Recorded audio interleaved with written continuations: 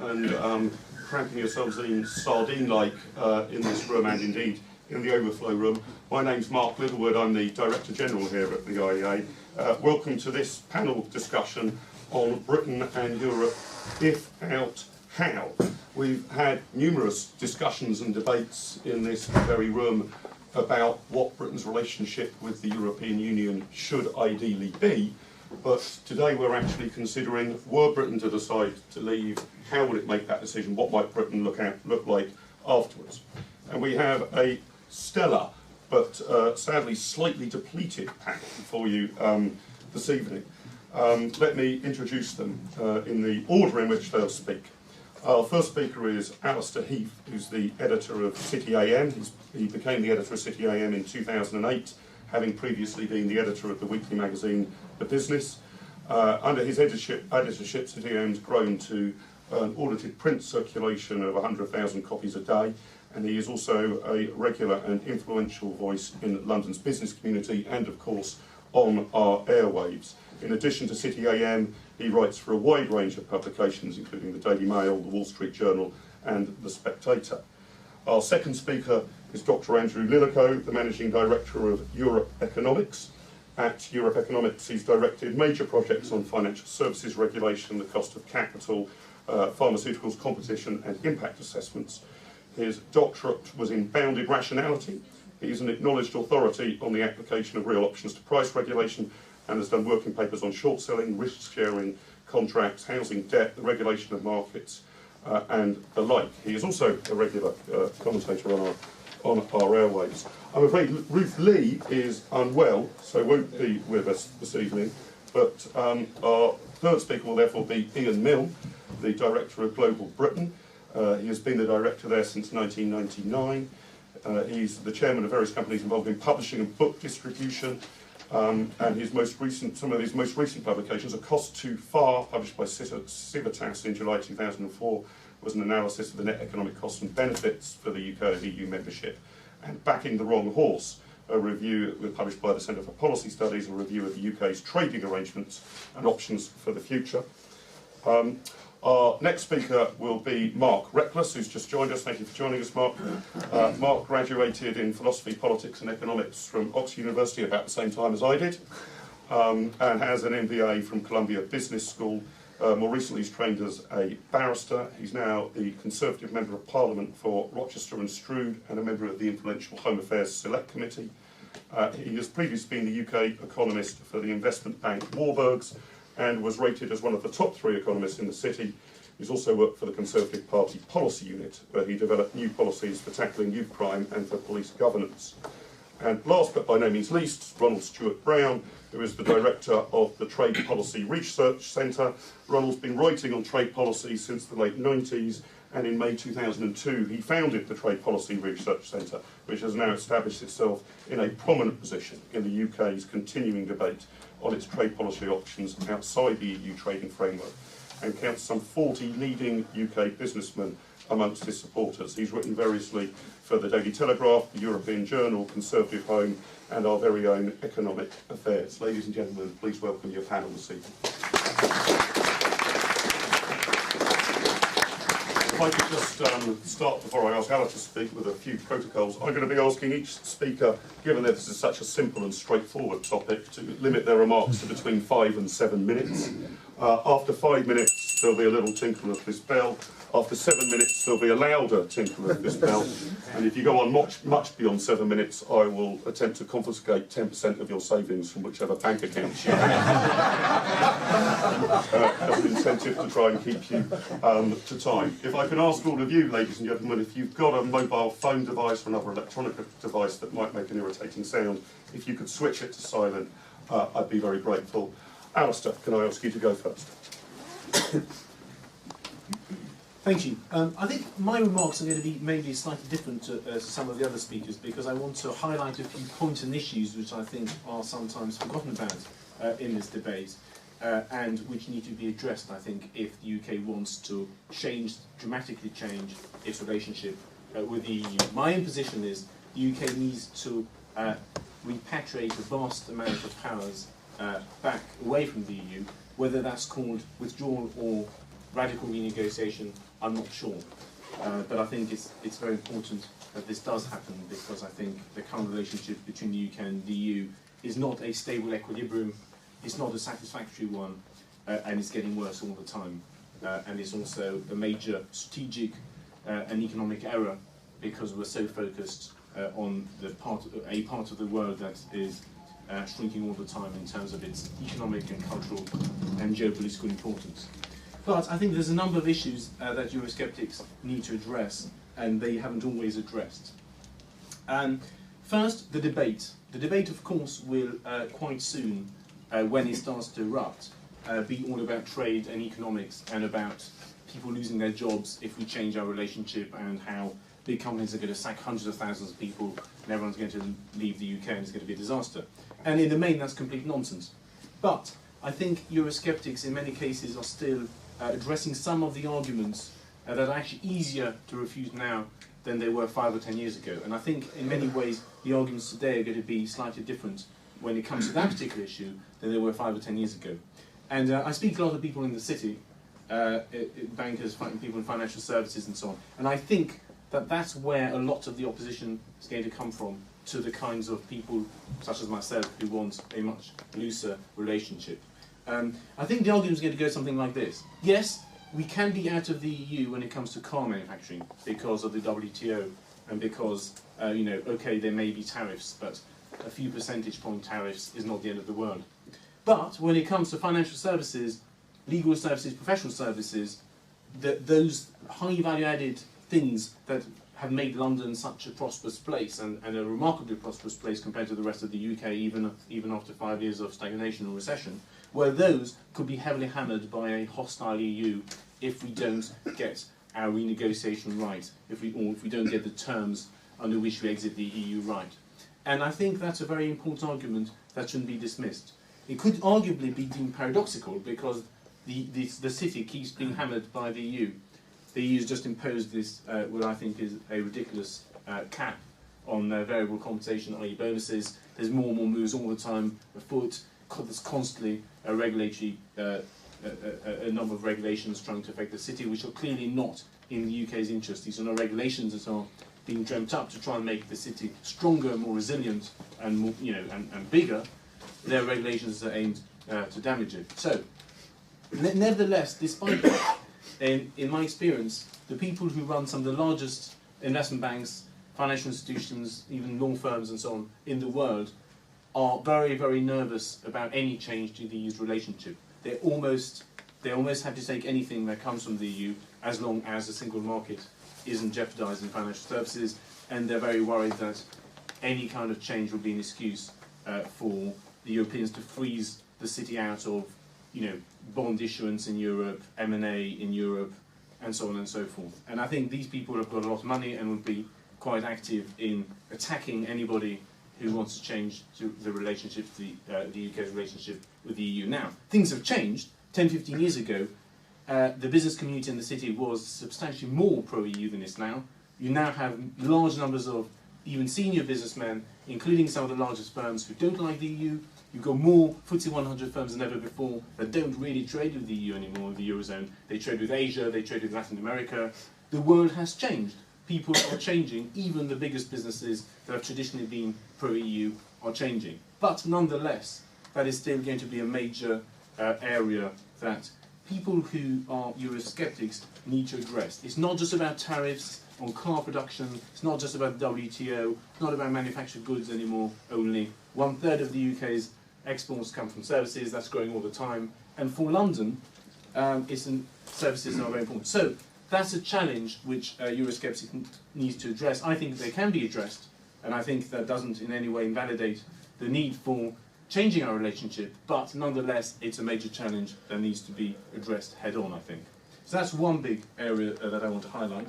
The other big area I want to highlight is it's actually going to be very, very difficult, both politically and practically, to change our relationship, more so than some people think. Let's look at the practical implications. Our political system, our government, isn't exactly the most efficient government in the world, shall we say.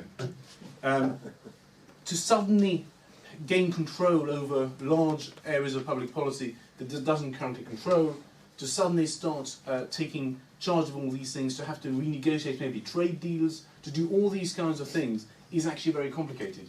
We may need a new Bill of Rights, we may need all sorts of very important pieces of legislation and constitutional change to accompany any change in this relationship.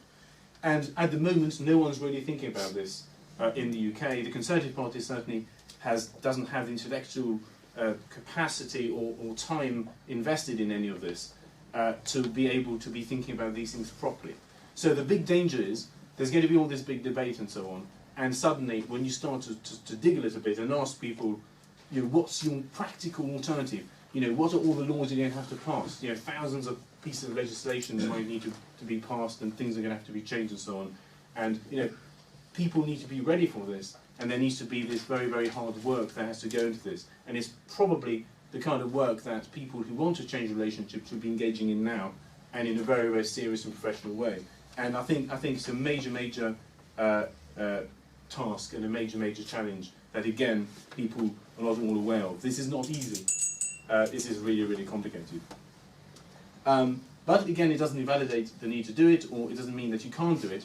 It's just a very big task. And when you see how incredibly important pieces of legislation are put together, like the ridiculous laws regulating the press in the middle of the night with a few pieces and a few ministers texting each other at 3 in the morning, accompanied by lobbyists, well, you know, you can get the idea. We're not, you know, is this country up to that kind of challenge? I'm not too sure. Let's hope it is. Thirdly, I think that two things are needed for change. One, public support for the change, i.e. a referendum with a question and a campaign that can actually generate more than half the votes in support of change. That is difficult always. And secondly, that's maybe not enough, because as we've seen in referendums in other countries in the EU, if the public vote the wrong way, you hold another referendum.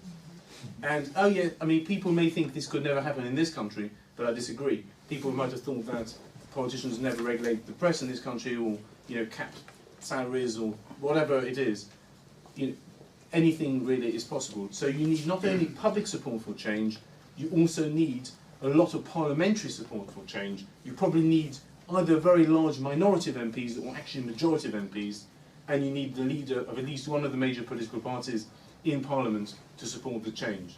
Unless all these things are there, I fear that even a successful referendum campaign, successful from the perspective of Eurosceptics, may eventually amount to nothing much.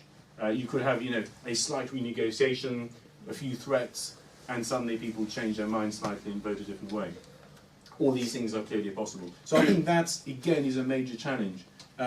Maybe I'm just depressed these days with, you know, the economy stagnating and taxes going up and regulations all the time and everything going wrong really in the world, and, you know, sort of people's bank accounts being raided in Cyprus and all that sort of stuff. But I think that the task facing people who want to change the UK's relationship with the EU is much greater than a lot of those advocates actually realise. And I think it's possible, and I hope it happens, but if we want to replace the status quo by something new, we also need to present an alternative that's more appealing. And the UK, in the way it currently is, with very high levels of public spending, a deficit that's probably going up, not down, and exploding national debts, a relatively sort of populist atmosphere, and no clear leadership politically, I'm going to have to stop, aren't I? I think that's not exactly the greatest time to come up with these sorts of alternatives, but it needs to be done. So those are my 3 points. Thank you.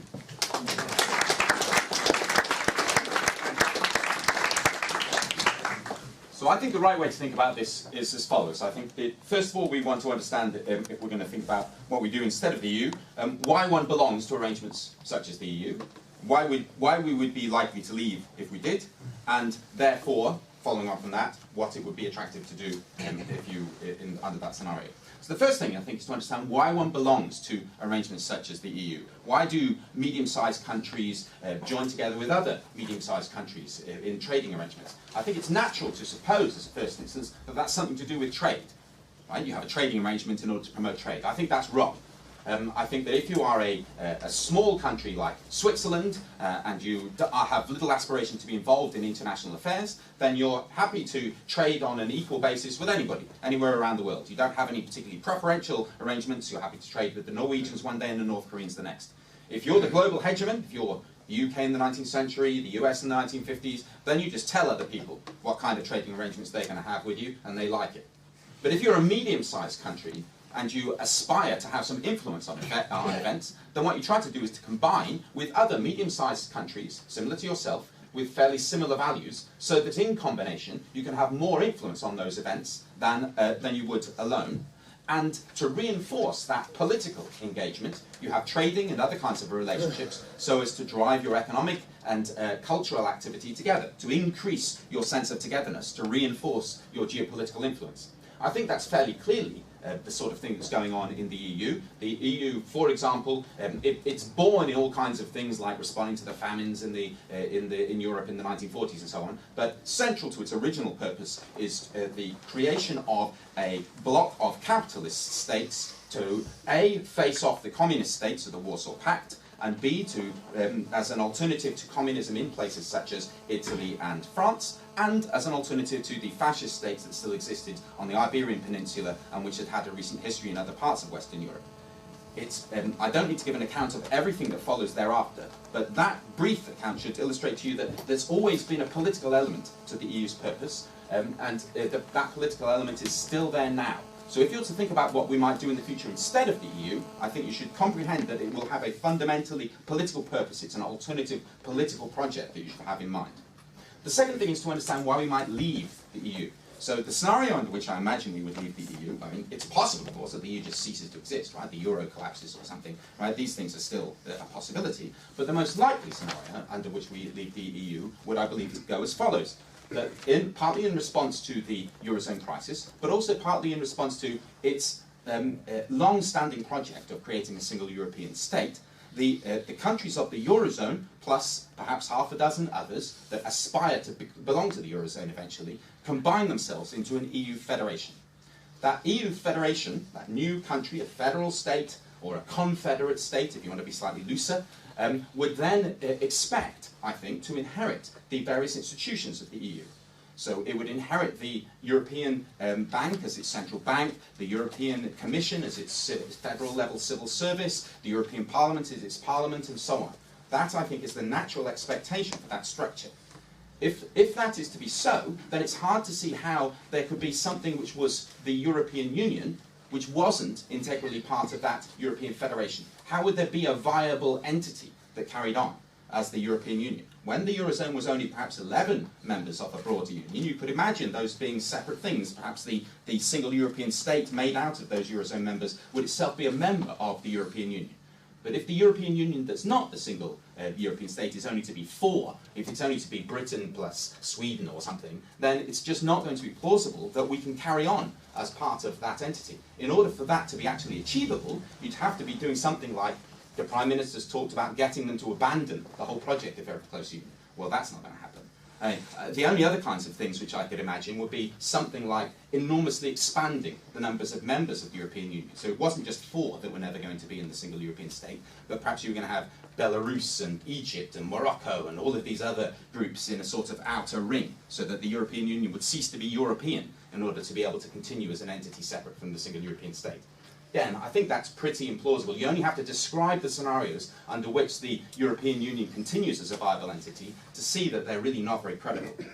So Britain, therefore, would have to be choosing a situation where, as an EU member, it was subject to rules set by the EU, by the single European state, which would always have a qualified majority under EU rules. So it would set all the rules of the single market, which we'd have to abide by. We'd have to contribute to the budget, but we wouldn't get to set any of those things. Well, that's the situation which, in all essence, is the situation of Norway today. It's a pretty unattractive kind of arrangement for Britain, because we'd just be there on the edge as an adjunct. So, if you thought about why we had left, I think the most fundamental reason why we would have left would be because we weren't willing to be part of the single European state. And so why is that? It's, I think, not so much because we don't enjoy the idea of combining with other medium-sized states with similar values. It was that the ones that we picked didn't have sufficient cultural homogeneity with us. Their constitutions and so on weren't similar enough to ours that we found it amenable over the long term to fuse ourselves with them. That being so, it seems to me that if you think that we're going to leave the EU, the most natural thing is to wonder whether there might be some other countries out there, similar in scale to us, that we could combine with, whose cultures and constitutional histories and so on would be more amenable to us. Well, I think that the most obvious candidates for such an arrangement would be the Australians and the Canadians, right, as having a similar history.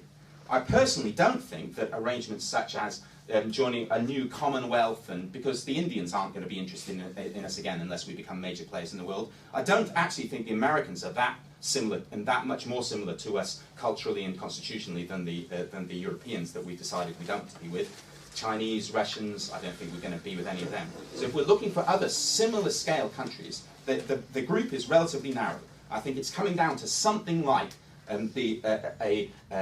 what one would once upon a time have called a white dominions combination with Canada and Australia. We'll check in the New Zealanders as a rounding error.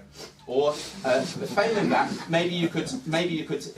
Other than that, you're really getting desperate for something like combining with that outer tier around Europe and the Mediterranean, who might otherwise be with us in the European Union outside the single European state. So you'd then be talking of some sort of arrangement with the Egypts and Moroccos and so on, and perhaps some leadership of the post-Arab Spring democracies. Again, I don't think that that's nearly so attractive or likely as scenarios in which we sought to combine with the Australians and Canadians. So that, I think, is the right sort of aspiration.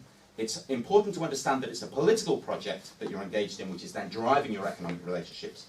We would leave the EU because we didn't find enough cultural homogeneity with our EU partners, and that being so, we should then seek new partners with whom we did have adequate cultural homogeneity in the future.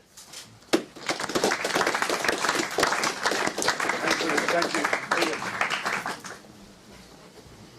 Thank you, Chairman. Ladies and gentlemen, I want to examine, just in 5 minutes, exactly what this word, out, means, legally and otherwise. And to do that, I thought I'd better consult the British Constitution, which, as we all know, is now the Lisbon Treaty, signed in Lisbon in 2007 or 2008. Well, it's very clear from the text of that Lisbon Treaty. The UK will be out on the day that the EU treaties no longer apply to the UK. That's the phrasing in the treaty. Now, does that mean that the UK will then be free of the EU? No. 40 years of EU law will still be embedded in British law, and it will then be up to Westminster to repeal the stuff that it didn't want to keep. The process would take years, if not decades. The Lisbon Treaty's exit clause is Article 50, and that got into there in the Constitution in the early 2000s, when people were debating the Constitution, which subsequently became the Lisbon Treaty. Article 50 is very clear indeed about the mechanics and the legalities of exit. It's very clear about what the exit process is. It's very clear about what the rights of the departing member state are, and it's very clear about what the legal obligations of the EU are to the departing country. Now, as yet, no country has activated Article 50, so it's untested in practice. The key provisions of Article 50 are as follows. First, any member state has the absolute, unqualified right to exit from the EU at any time. Secondly, the notification by a member state to the EU of its intention to exit obliges the EU to negotiate, in their words, a withdrawal agreement with the exiting state. Now, logically, as we see a bit later, that would include trade. It's worth pointing out at this stage that though the EU manages to import vast quantities of goods from the USA, China and Japan without any free trade agreements with those countries whatsoever, formal trade arrangements FTAs, etc., aren't actually the be-all and end-all of arranging one's country's trade. In drawing up, let's call it now the divorce settlement, the withdrawal agreement, the EU is obliged to envisage, and I quote from the text of the Lisbon Treaty, the framework for the departing member states' future relationship with the Union. That, again, logically, would include arrangements for trade. But I repeat, you don't actually need FTAs with the EU to export vast amounts to it and import vast amounts from it. Now, Article 50 doesn't specify any time period between the member state's notification of its intention to exit and the date on which the EU treaties cease to apply. So in theory, provided the divorce settlement were in place, the exiting state could cease to be a member of the EU one day after having notified the EU of its intention. However, in the absence of a divorce settlement, a withdrawal agreement, Article 50 says that the treaties automatically cease to apply to the exiting member state 2 years after notification by that member state of its intention to leave. So that, for me, suggests that the UK, following notification, might just decline to negotiate a withdrawal agreement at all over the next 2 years and automatically exit after 2 years. Now, separate articles of the Lisbon Treaty talk about the divorce settlement being signed and provisionally put into force before the exit date. The article, by the way, is 2185 TFEU. So it seems possible that, for example, the UK and the EU could even negotiate a divorce settlement before the UK triggered Article 50. I mean, nothing in the text says you can't or you couldn't do that. Now, the other thing is the legal obligation in Article 50 on the EU to negotiate arrangements for free trade with the exiting country is reinforced in at least 2 other bits of the Lisbon Treaty. Right at the front, Title 1, Common Provisions, Article 3.5 says, I quote, the Union shall contribute to free and fair trade with a neighbouring country. So that's logically us. Article 8 says, and I quote again, the Union shall aim to establish an area of prosperity and good neighbourliness, founded on the values of the Union, characterised by, I quote again, close and peaceful relations based on cooperation. So, to sum up, the Lisbon Treaty is admirably clear, and indeed, to my amazement, it's admirably flexible. Once the exiting country notifies the EU that it's leaving, 1, the EU is legally bound to negotiate a divorce settlement. 2, that settlement has to include provisions for free and fair trade. And 3, a notice period of less than 2 years is perfectly feasible. Thank you.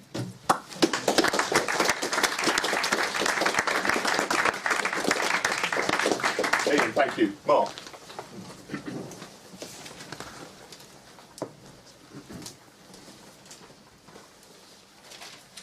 Mark, I'm flattered to be asked to join your panel this evening. Indeed, looking at the audience, I'm rather honoured to be in the room at all. And I would like to focus my remarks on the politics of if out, how.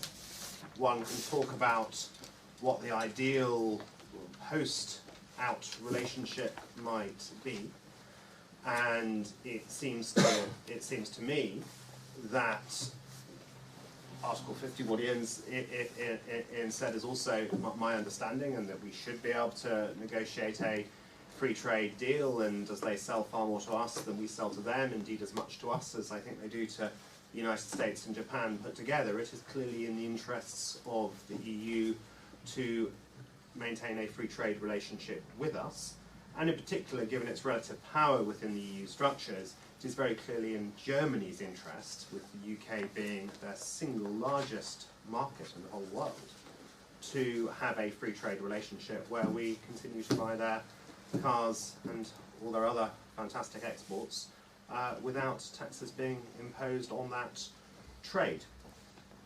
However, I think when we come to out, it's essentially a question of practical politics. If we are to have an in-out referendum, we have to persuade a majority of people voting in that referendum that things will at least be better out than they are now. And if there's one argument I point to make that case, it is that even in the worst case scenario, as far as trade might be concerned, where we fell back on WTO rules and we were subject to the common external tariff, that the costs of that tariff on exporters from the UK would be, by my calculations, around no more than £5 to £6 billion a year. Whereas last year our gross budget contribution was over 19 billion. So the costs of that potential worst case scenario common external tariff are perhaps between a quarter and a third just of what we pay into the budget every year, before we even take account of the fact we're paying vastly more for our food, amongst other goods, than we actually need to because of the EU arrangements. So I think we have to keep that in mind, because I think simplicity will be our greatest assistant in making that case to the British people, and I think our opponents will try and tie the argument down in complexities so that it is easier for them to make people fear leaving the EU. Now, politically, it seems to me there's sort of three circumstances in which, three broad paths that I can see are leaving the EU. The first of all is the Conservatives win a general election on the basis of our policy now, which is an in-out referendum. And there will be this process of aborted renegotiation and some efforts to seek to improve what in might mean. I don't have great confidence in that process, but it doesn't strike me as unreasonable to try.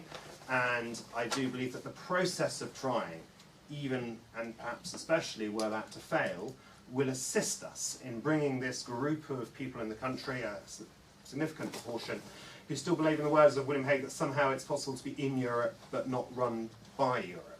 That somehow we can get a relationship within the EU where we trade with Europe but essentially govern ourselves. I personally think it will be much, much easier to persuade the EU to have a bespoke relationship with the UK outside the EU than it would possibly be to get the EU to change their whole structures and internal self-governance in order to suit the UK. But nonetheless, I think that there's a process we could go through. And I mean, I believe that I can actually see in that scenario, if you look at David Cameron's interests, how does he best keep his party together? How does he best extend his tenure in Downing Street? Assuming he negotiates very little or not much that can be presented in a less deferential age as a real change in our relationship, I personally think it is likely to be most in his interest to lead the campaign for an out vote, because if he leads the campaign for an in vote and loses, it's all over for him. Whereas I think also if he wins, the reaction and resentment against that within the Conservative Party that is now so committed amongst its membership to leaving would be so great that I feel it would be difficult to him to remain Prime Minister much longer than that. The second broad path to leaving the EU would be for the Labour Party to win the general election. And it may be that there's no referendum, there's no leaving the EU, and we carry on with this process of EU-mandated decline for at least another parliamentary term.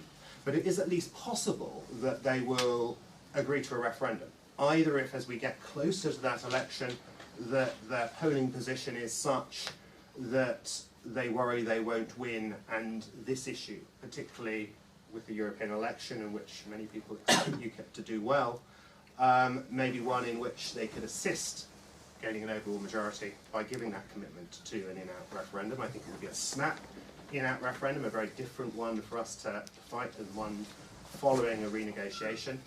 But I think it could also be one in which the leadership of the Conservative Party will be not successful at the next election.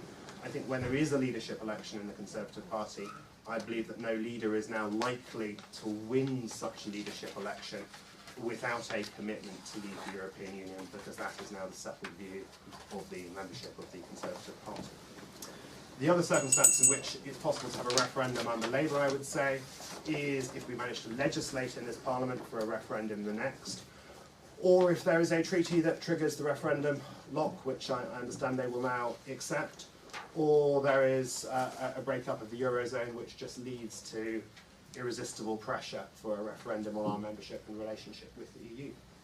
And the third potential avenue, of course, is if UKIP were indeed to be some game changer in British politics, and they can change the game not just by breaking through and somehow there being a UKIP government, but through making it impossible for the Conservative Party to win an election. And if you look at UKIP's polling now, and it varies according to the different polls, but if I would say sort of perhaps say 10 or 12%, if they were to get that, I think that would mean there would be at least 30 Conservative MPs who wouldn't be Conservative MPs because of that improvement in the UKIP performance compared to 2010. Even if they perhaps held on to, say, 2/3 of that vote, that would still be at least 20 members of Parliament. In such a scenario where we had this clear promise of an in-out referendum, but it wasn't enough to get people to believe in that in-out referendum, or to vote for that in-out referendum, then I wonder whether after an election in which we hadn't been successful, it would be a better strategy simply to campaign on a basis of leaving the EU, to hopefully come to an arrangement with UKIP where we were no longer splitting the vote in that way, and to go into that election to activate that Section 50. And then perhaps we have another general election, or perhaps we have a referendum after we've negotiated our exit argument, and after we have shown that this country can succeed outside the EU, trading with Europe, but governing ourselves. Thank you.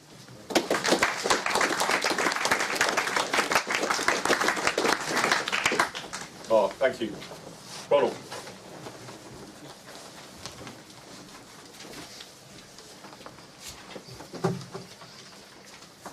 Well, good evening, ladies and gentlemen, and it's a great honour to be invited to participate on such a distinguished panel on this rather important question, so thank you to the IEA for inviting me.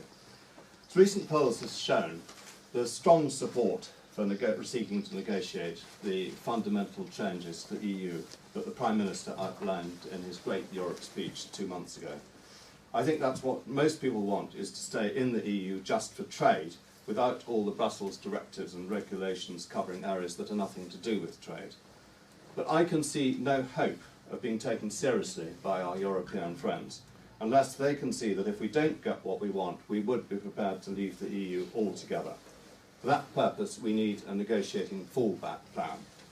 Unfortunately, I think it's a serious oversimplification to say, well, let's be like Switzerland or let's be like Norway, as neither country's relationship with the EU is at all comfortable when you look into it.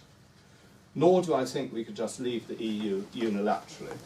It's all very well to say that the EU's average tariff on manufactured goods is only 2.5%. So what would it matter if we just walked out and had to learn to live with the same tariffs that the USA, Japan and China face exporting into the EU? But that 2.5% is just an average. Roughly half our manufactured exports into the EU would be duty-free if we left it. But arithmetically, the other half would suffer an average tariff of 5%. And in particular, the EU's 10% tariff on car imports would be completely unacceptable to the likes of Toyota, Nissan, Honda and BMW. And we shouldn't imagine that we could do a special zero tariffs deal with the EU on car trade only across the channel, because that would be illegal discrimination against other countries like the USA and Japan under the World Trade Organization agreements. So the conclusion that we've reached is that if we do ultimately determine to leave the EU, it would be essential to negotiate a new cross-the-board preferential trade agreement with it. And that negotiation must start with Germany as the EU's most powerful country. Well, under the WTO agreement, which people should familiarise themselves with in this debate, there are only two types of preferential trade agreements which are allowed for merchandise trade between developed countries: customs unions and free trade areas. And the EU is a customs union and not a free trade area. It's not understood by every senior politician who speaks on this subject.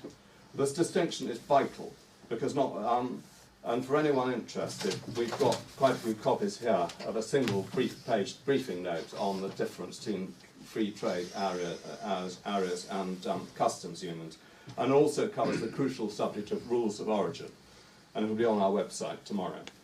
In essence, as the WTO defines it, a customs union, which is what we're in with the EU, is a group of countries which eliminate duties on substantially all trade in goods between them, and also impose a common external tariff on substantially all goods imports from outside the customs union. And note that with the EU, we have free movement of goods, which goes well beyond the normal WTO requirements for a customs union. The second thing is a free trade area, which is where a group of countries agree to have duty-free trade between them in substantially all goods produced in their region, but they retain control of their trade relations with other countries. Best known example of that, of course, is the NAFTA. To decide whether goods have been produced in a free trade area, originated is the technical term, you need pesky things called rules of origin. They're technical, complex, and often difficult for experts to understand. Anyone interested can read the research paper on the subject on our website.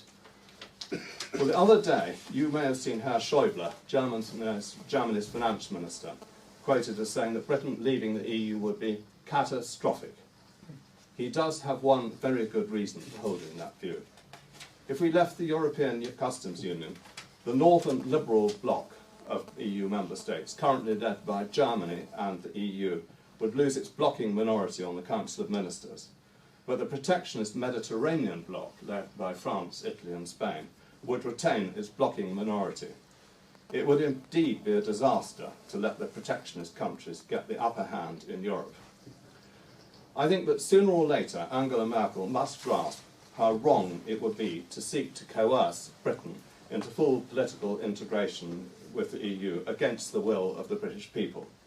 Once she does, I believe she'll warm to the idea of the UK staying in customs union with the EU on a new intergovernmental basis, outside the EU, but with full voting rights on trade matters. For the UK, I believe that staying in customs union with the EU, staying in Europe for trade, which is what we call it, would be the best possible outcome, starting from where we are now. Let me list 4 principal advantages. First, we'd retain free movement of goods with the EU, which is something that Switzerland and Norway do not have. Their exports to the EU are only duty-free. They comply with these very complicated rules of origin. I hate to think how the foreign investors who dominate the car and food and chemicals manufacturing in the UK would react to the prospect of having to test all their trade across the Channel in both directions against EU rules of origin. It's not just about economics, it's about psychology. The end of free movement of goods would be a big thing. Secondly, if we stay in customs union with the EU, there'd hardly be any disruption to trade and investment, and therefore minimal uncertainty in advance about the consequences of the UK leaving the EU. Third, and this is important, we could continue to participate in the EU's free trade agreements with countries like Switzerland, Norway, Korea and Singapore. Together they cover about 8% of our exports, so it's not a minor thing. And also we could negotiate to participate in the new free trade agreement the EU is negotiating with countries like India, the USA and Japan. And lastly, I think we could negotiate to retain a voting say in Europe's future where it matters for us, which is trade. I think it's not correct to suggest that the British exporters are held back by being in customs union with the EU. Over the last 5 years, UK goods exports to the rest of the world have increased by 57%, and UK service exports to the rest of the world have increased by 62%. We're not being held back by being in customs union with the EU. So to summarise, I think that staying in Europe for trade on the basis I've outlined is A, negotiable, B, saleable to the UK business establishment, and to all the foreign investors whose presence here is so essential to the UK economy, and it's the best option open to us. And by the way, Allister, I think you're quite right that there's very strong perception in the city that we need to stay in the EU. I think a lot of that is based on misunderstanding of the possible alternatives that we could negotiate, and that's something we can perhaps cover in our questions. Thanks very much.